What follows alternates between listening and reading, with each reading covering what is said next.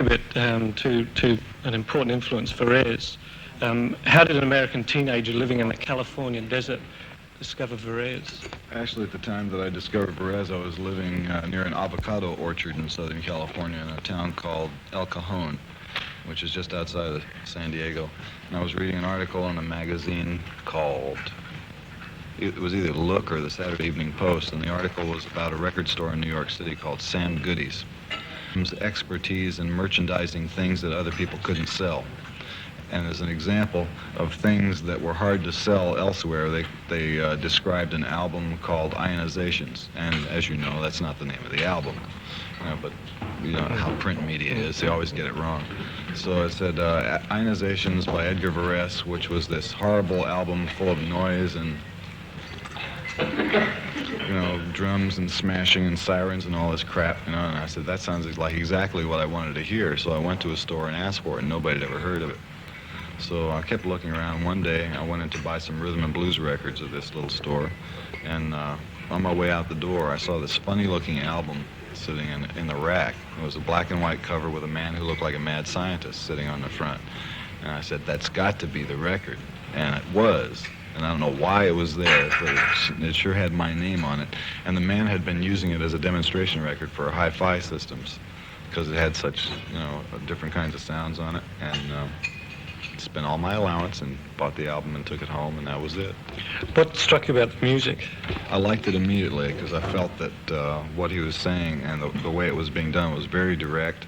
And my first instrument was the drum.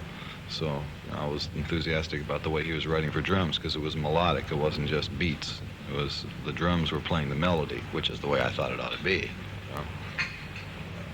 And Los Angeles, how important an influence is that on you?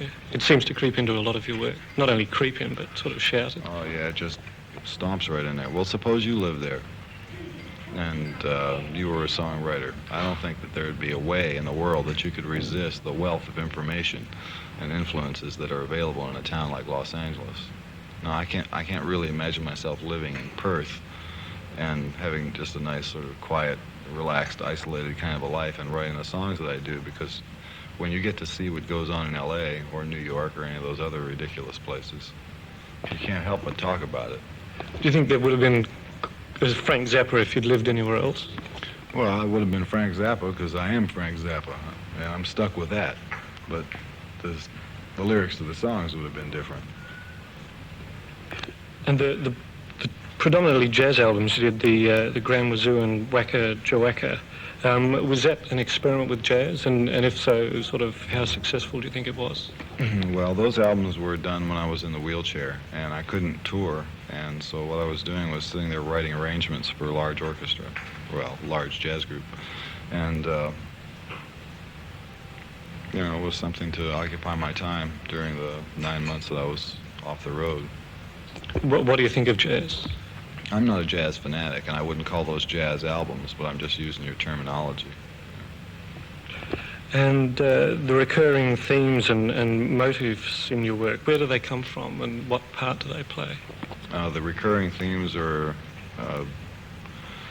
a device that is directly analogous to the process that Rembrandt used to use in his paintings. That process was, if you want to make it look a certain way, add a little brown to every color, and you get that kind of light.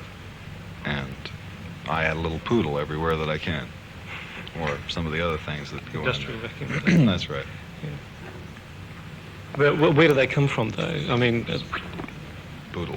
They're not sort of part of your experience or people you've come into contact with?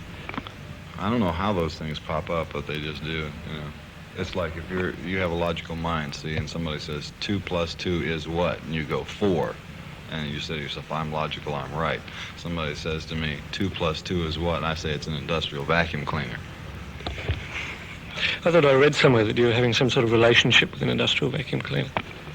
I wasn't, but I had a very close friend, 2 very close friends who saw the intrinsic health merit of the industrial vacuum cleaner therapy.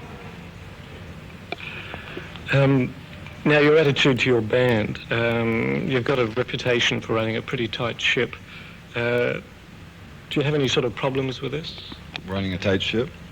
No, I'm quite an admiral, as a matter of fact. My theory is this: if you're selling tickets all over the world and you have to be there and you have to play, the only way that you're going to do it and satisfy the demands of the audience that is spending their hard-earned money to come and see you do it is to make sure that you get there and to make sure that everybody is in good physical condition and that they go out there and do the show that they're expected to do. To me, that's logical. To somebody else, it might seem inhumane, but that's the way we do it.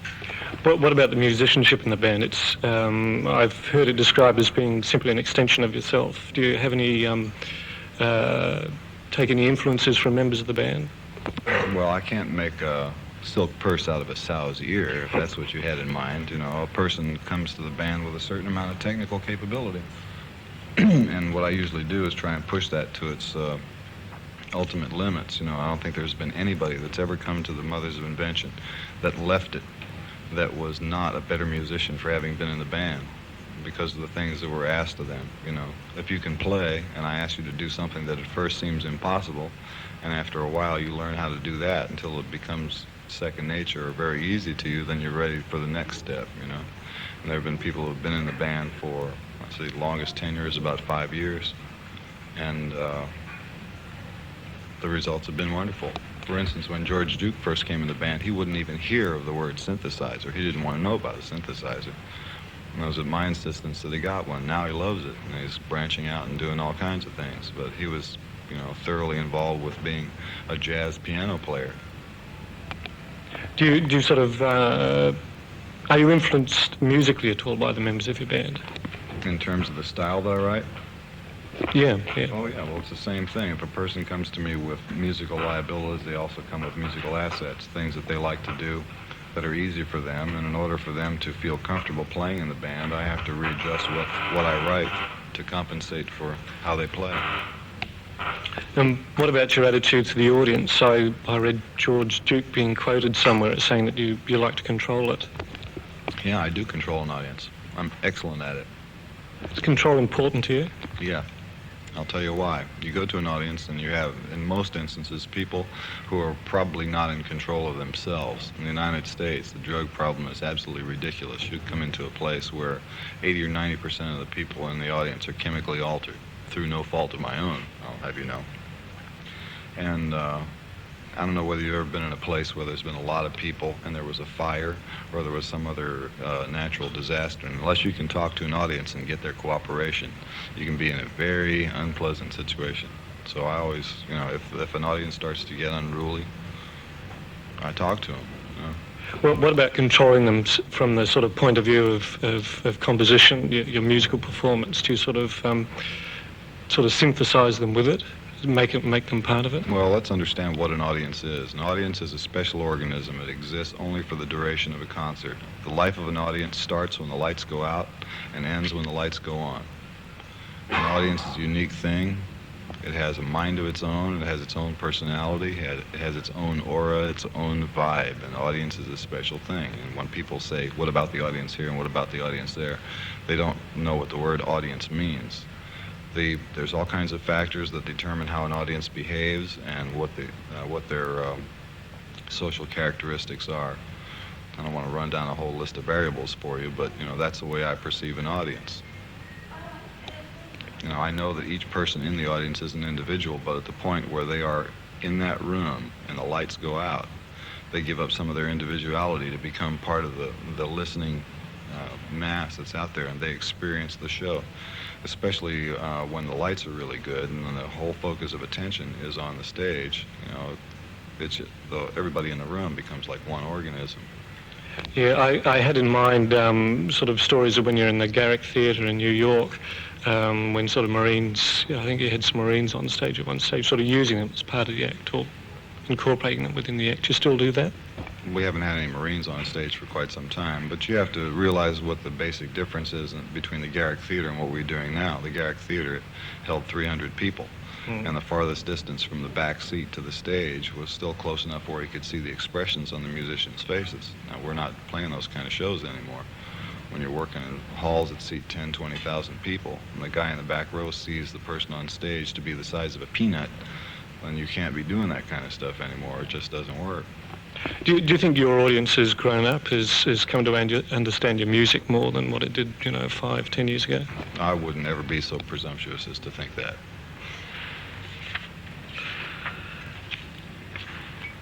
Oh, and how important is it for you to have your music played on commercial radio? I think it's very important because unless it's played on the radio, then people who have not come in contact with it won't be able to appreciate it. And I think the more people that hear it, the better I'll like it. See, I meet people all the time that say, I've heard about you, but I've never heard your music, and that pisses me off because I think that what I do is good, and I think that people should hear it. And if all they ever hear about me is an interview or see something in print, then, what am I doing? I think I heard that Apostrophe was a pretty commercially, one of your most successful albums. How actually successful was it? Apostrophe was our fastest selling album, and that's the reason why it went into the top 10 in the United States, because charts in the U.S. are based on number of units versus how fast they move. But our best-selling album so far is Hot Rats, which continues to sell in the U.S. at about 1,500 units a month, and it was released in 1969. The first 2 gold records I ever got in my life I received last week in Sydney for albums that were made 5 years ago. What were they? Fillmore East and Just Another Band from L.A. The last 2 records that I would ever think would turn gold anywhere, but they're gold in Australia. Well, what are your favorite albums? My favorite one is Lumpy Gravy. And I also like One Size Fits All. Do you intend to sort of do any more albums like Lumpy Gravy at all? Oh, yes. There's one coming right up. What's that called? I'm going to the studio to finish mixing on it in April. We did some recordings with an orchestra last September. And Whatever happened to the idea of the 12 record set?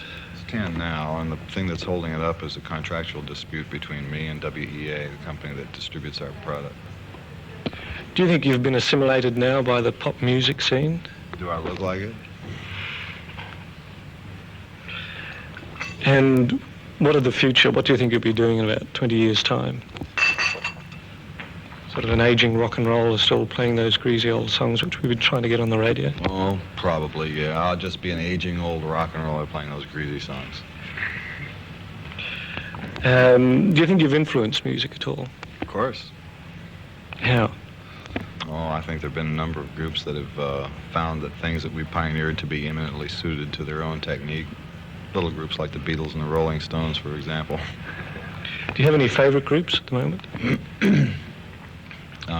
Well, I've heard individual songs here and there that I think are good, good pieces of work. I heard a thing on the radio yesterday by Queen that I thought was good. I think it's called Bohemian Rhapsody.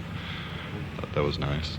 I like some things from After the Gold Rush by Neil Young, but I don't care too much for his other stuff.